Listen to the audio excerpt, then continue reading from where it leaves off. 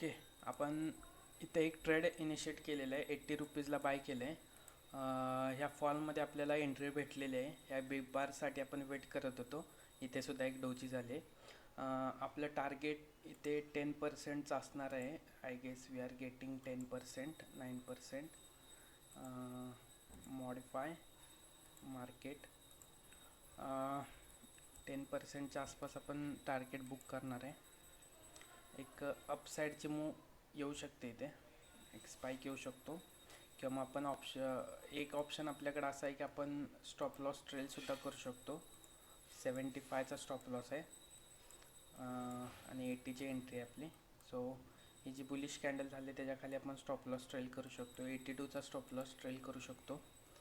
I guess 82चा stop loss trail करणं best राहील.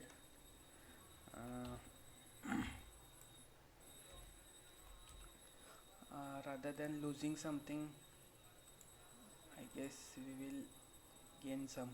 ओके, आपला स्टॉप लॉस 82चा ट्रेल झालेला आहे आणि प्राईस अपसाईडला 88पर्यंत जाऊन आलेले आहे. सो नो वरीज, मार्केट जर इथून अपसाईडला मुवमेंट झाली तर मग एक स्पाइक भेटू शकतो. अदरवाईज 2 पॉईंटच्या प्रॉफिटमध्ये आपण एक्झिट करतो. Not any issue. 2 पॉईंट जरी म्हटले तरी आय गेस